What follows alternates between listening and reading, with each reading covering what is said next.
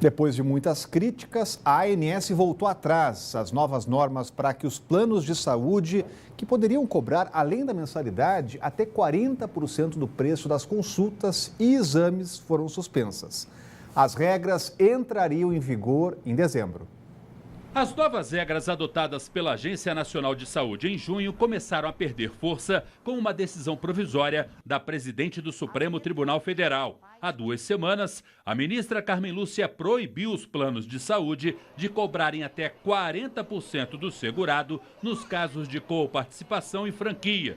Essas modalidades prevêem um pagamento além da mensalidade, se o segurado passa por consulta, exames ou procedimentos médicos. Carmen Lúcia chegou a dizer que saúde não é mercadoria, vida não é negócio e dignidade não é lucro. Pressionada pela decisão do Supremo e por forte reação de entidades de defesa do consumidor, nesta segunda-feira, a ANS deu um passo atrás e cancelou as novas regras para cobranças adicionais dos planos de saúde, que entrariam em vigor em dezembro.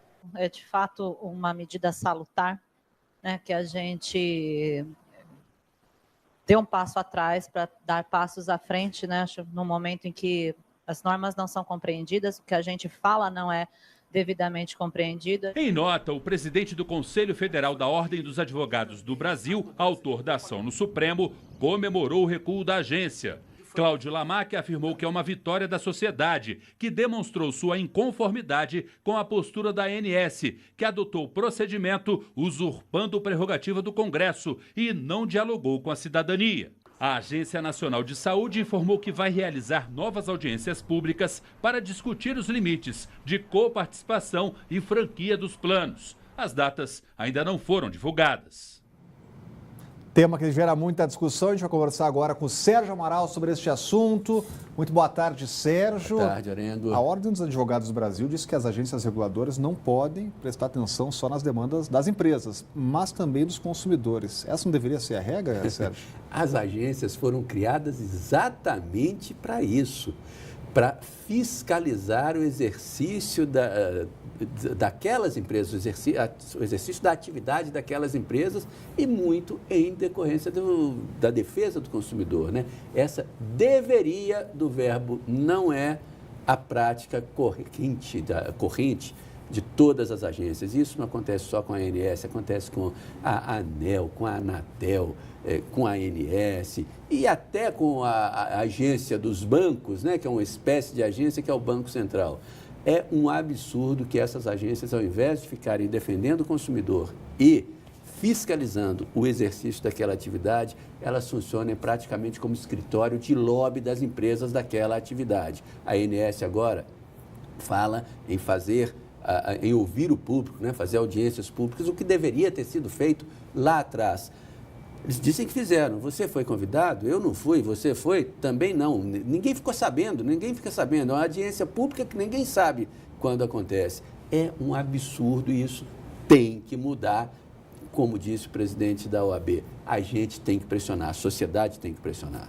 A gente está falando de saúde, Sérgio Amaral, até porque foi lançada agora há pouco a campanha nacional de vacinação contra a poliomielite e o sarampo.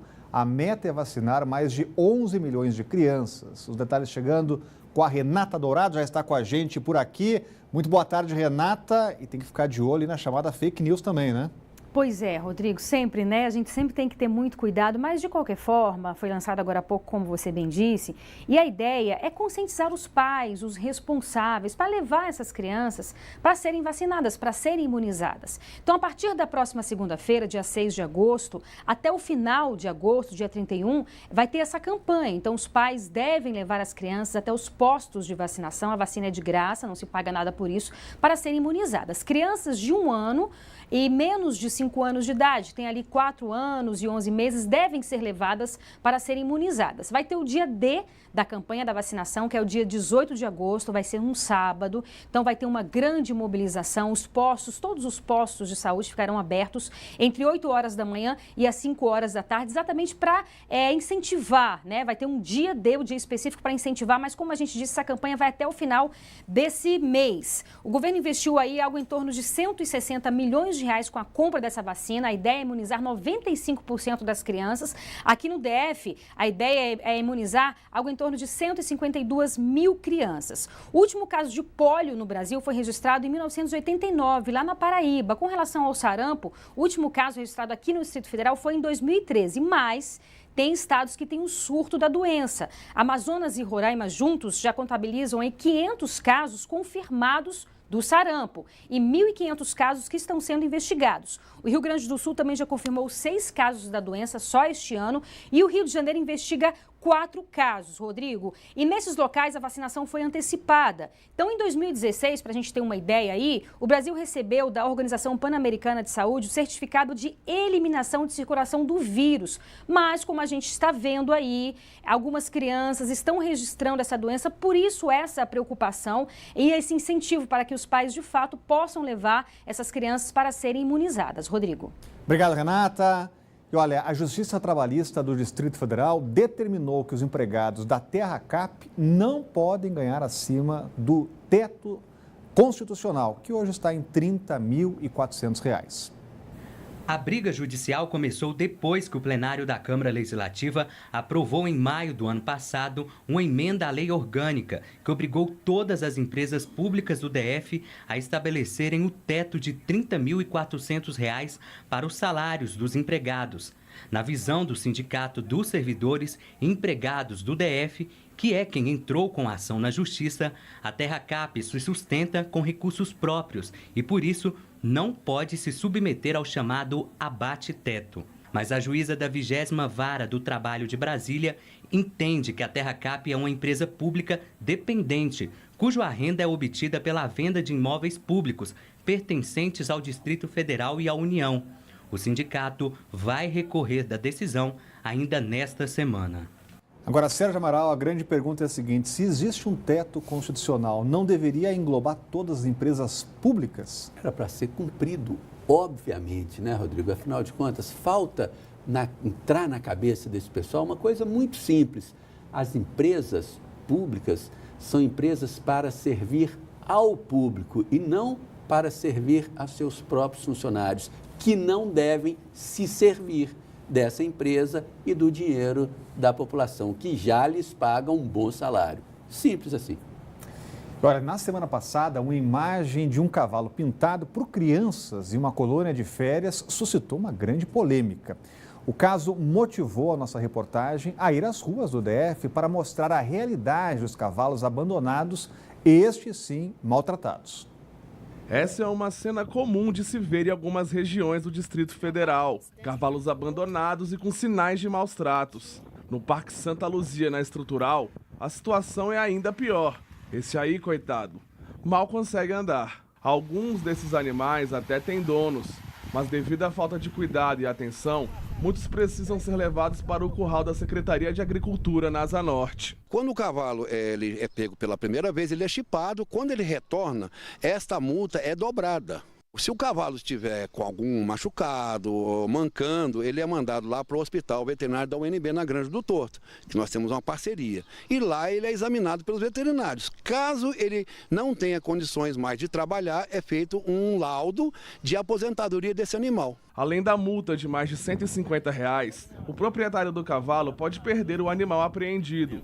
A responsabilidade de acionar os fiscais da Secretaria de Segurança para a apreensão dos cavalos é do IBRAM. O cidadão também pode denunciar alguma irregularidade pelo telefone 162. Hoje houve aproximadamente 30 denúncias via 162, de maus tratos específico em cavalos.